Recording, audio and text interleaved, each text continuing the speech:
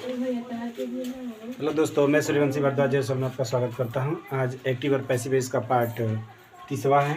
इसके पहले पार्ट हम लोग 29 तक पढ़ लिए हैं। आज हम लोग पढ़ेंगे इंपरेटिव सेंटेंस। इंपरेटिव सेंटेंस का कैसे एक्टिव से पैसिव वॉइस पढ़ाया जाता है।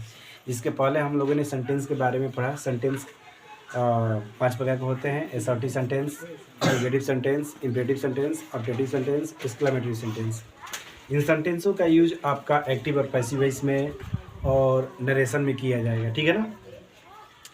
तो हम लोग आज पढ़ेंगे इंपरेटिव सेंटेंस। इंपरेटिव सेंटेंस में एक्टिव से पैसिव वॉइस जो बनता है वो 3 तरह से बनता है। एक लेट से बनता है, एक आर्डर, एडवाइस और रिक्वेस्ट, ठीक है ना। तो इंपरेटिव सेंटेंस में जो पैसिव वॉइस बनाया जाता है, इंपरेटिव सेंटेंस में पैसिव वॉइस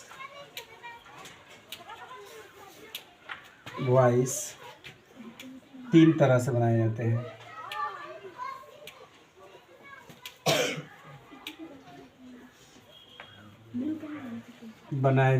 ठीक है ना। तो 3 तरह से बनाए जाएंगे, एक आर्डर से, एक रिक्वेस्ट से और एक एडवाइस से, ठीक है ना। तो इंपरेटिव सेंटेंस कितने प्रकार के होते हैं? 2 प्रकार के होते हैं। एक होता है अफर्मेटिव सेंटेंस, एक होता है निगेटिव सेंटेंस। इंपरेटिव सेंटेंस का मतलब क्या होता है? आज्ञा सूचक वाक्य, जिसमें आज्ञा, सलाह और रिक्वेस्ट की भावना उत्पन्न होती है। ऐसे वाक्यों को क्या कहते हैं? इंपरेटिव सेंटेंस कहते हैं, ठीक है ना। तो इसमें अफर्मेटिव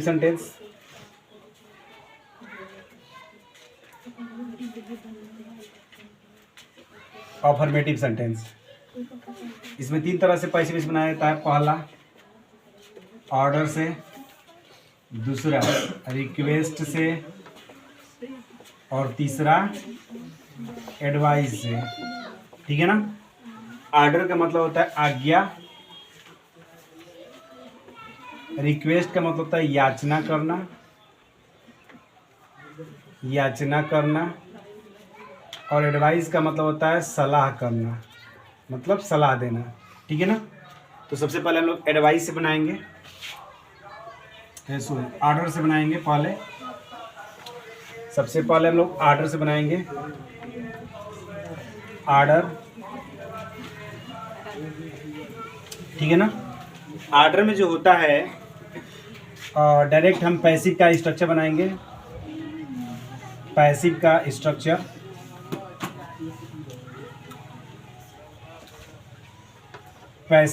बनाएंगे डायरेक्ट।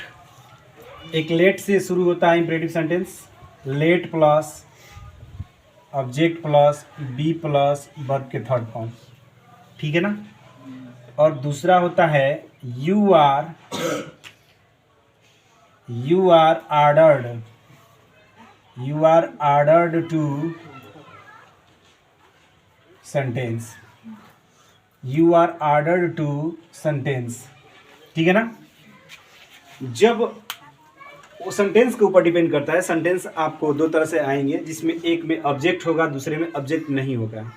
यदि ऑब्जेक्ट होगा तो दोनों स्ट्रक्चर से बना सकते हैं हम लोग पैसिव वॉइस, लेट से भी, you are order to sentence से भी, ठीक है ना। अगर ऑब्जेक्ट नहीं होगा तो हम सिर्फ you are order to sentence से बनाएंगे, ठीक है ना। जैसे एग्जाम्पल में एक्टिव में अगर आपको दे दिया जाए स्टैंड अप का मतलब खड़े हो जाओ। अब इसका पैसिव वॉइस कैसे बनेगा? अब इसमें तो ऑब्जेक्ट है नहीं, तो इसमें ऑब्जेक्ट नहीं है तो हम लोग क्या करेंगे? अब you are order to sentence से बनाएंगे, क्योंकि इसमें ऑब्जेक्ट रहेगा तभी लेट से हम लोग बना सकते हैं। अगर ऑब्जेक्ट नहीं रहा तो लेट से नहीं बना पाएंगे। तो इसका पैसिव वॉइस कैसे बनेगा? You are ordered to sentence क्या दिया है? Stand up. समझ में आया? नेक्स्ट पैसिव वॉइस, जैसे डू इट का मतलब क्या होता है? यह करो। अब इसका पैसिव वॉइस कैसे बनेगा? अब इसको दोनों तरह से बना सकते हैं हम लोग, क्योंकि इसमें ईट ऑब्जेक्ट है, डू क्या है? डू वर्ब है इसका। इम्परेटिव सेंटेंस जो होता है वर्ब से शुरू होता है। यू इसमें हमेशा रहता है, परंतु ये हाइड रहता है, सब्जेक्ट छुपा हुआ रहता है। हमेशा जो इम्परेटिव सेंटेंस होता है वो वर्ब से ही शुरू होता है, ठीक है ना। तो डू इट, यह करो। अब इसका पैसिव वॉइस हम लोग दोनों तरह से बना सकते हैं, लेट से भी और you are added to sentence से भी, ठीक है ना। तो लेट से कैसे बनेगा तो ध्यान दीजिए। लेट ऑब्जेक्ट में क्या है, ईट है, तो लेट ईट, उसके बाद बी, और उसके बाद वर्ब के थर्ड फॉर्म तो क्या हो जाएगा, डन हो जाएगा, डू का डन, ठीक है ना। दूसरे तरीके से इसका पैसिव वॉइस बना सकते हैं हम लोग। You are ordered, you are ordered to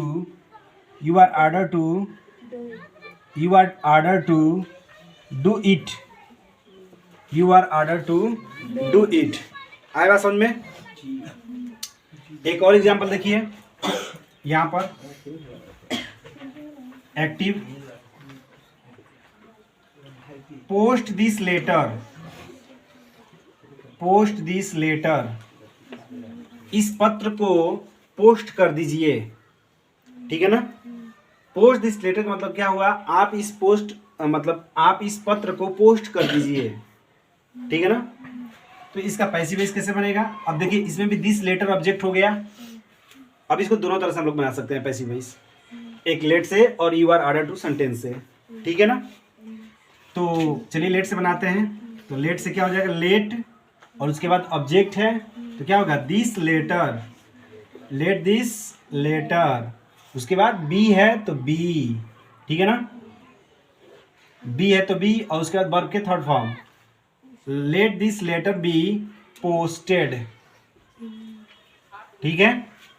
दूसरे तरीके से बनाएंगे तो क्या हो जाएगा, यू आर ordered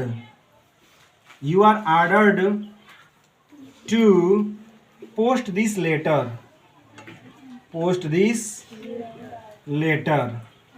ठीक है ना। ये आपके कक्षा 10वीं के एग्ज़ाम से संबंधित भी इम्पोर्टेंट है, कक्षा 11th के लिए भी इम्पोर्टेंट है, ठीक है ना। आएगा समझ में ना। और उसके बाद कंपटीशन में भी एक्टिव से पैसिव वॉइस पूछा जाता है, उसके लिए भी इम्पोर्टेंट है, आएगा समझ में ना।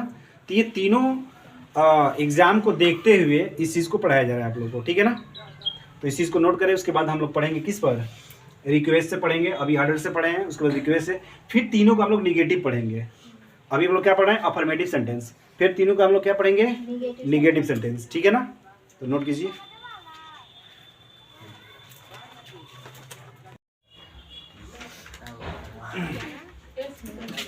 ध्यान दीजिए, इसके पहले हम लोगों ने क्या पढ़ा था, ऑर्डर पढ़ा था। अब इसके बाद दूसरा जो है हम लोग रिक्वेस्ट पढ़ेंगे, ठीक है ना। रिक्वेस्ट दो तरीके से किया सकता है, एक प्लीज़ से और दूसरा काइंडली से। Please oblique kindly.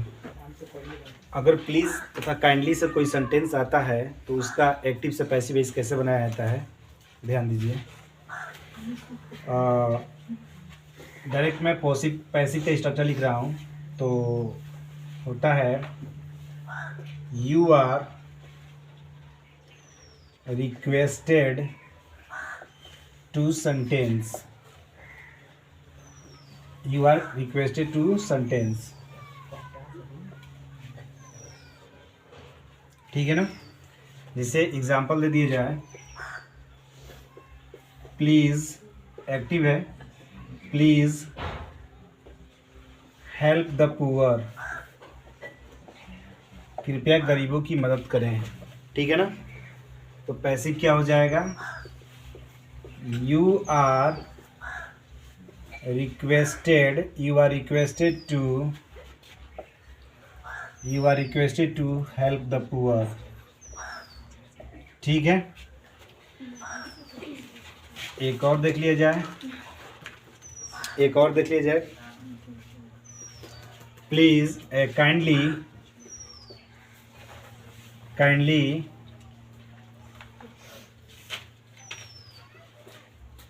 Kindly accepted kindly accepted my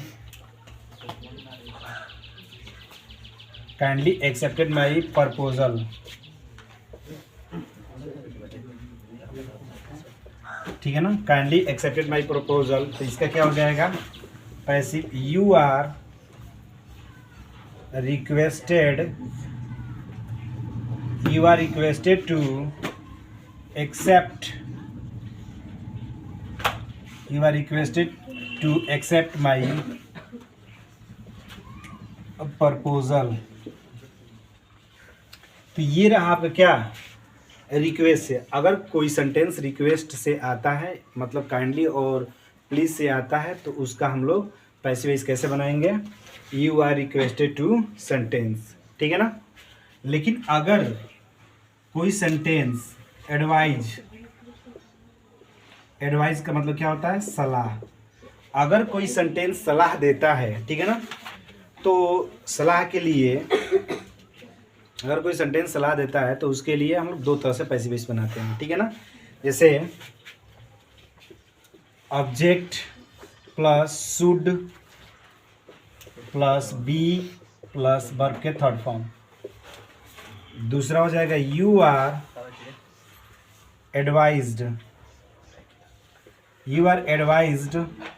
two sentence.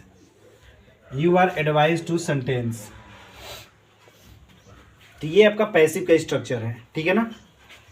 कैसे पैसिव बनाया जाता है, पैसिव स्ट्रक्चर। ठीक है ना। जैसे एग्जांपल देखिए, एग्जांपल में गो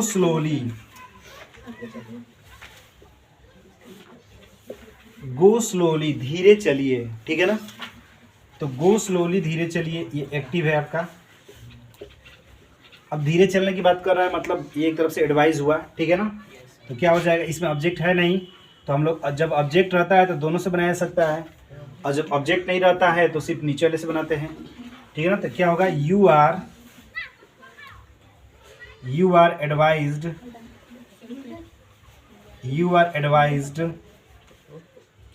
टू गो स्लोली।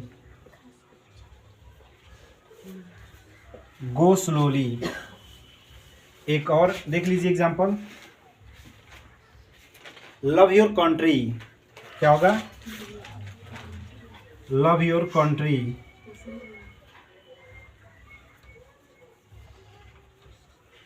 अपने देश से प्रेम करना चाहिए। ठीक है ना, अपने देश से प्रेम करना चाहिए। तो ये भी एक प्रकार का एडवाइस है। ठीक है ना। तो इसका पैसिव वॉइस क्या हो जाएगा, अब यहाँ पर दोनों तरफ से हम लोग पैसिव बना सकते हैं इसका, क्योंकि इसमें ऑब्जेक्ट भी है। तो पहले ऑब्जेक्ट वाला से बनाते हैं, your country should be loved. दूसरे तरीके से हम लोग बना सकते हैं, you are advise to love your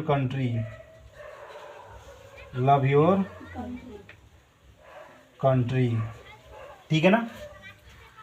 इस तरह से ये आपका एक्टिव से पैसिव वॉइस इंपरेटिव सेंटेंस का अफर्मेटिव का है, इसका ये अफर्मेटिव सेंटेंस का है।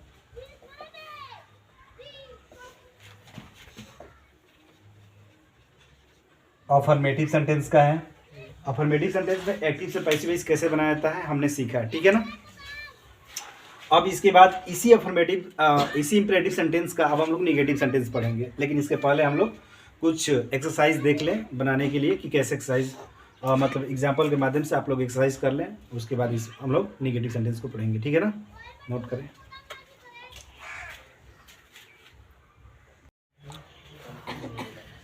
देखिए कुछ इस पर आधारित एक्सरसाइज है, इस एक्सरसाइज को हम लोग को करके लेकर आना है घर से। ठीक है ना।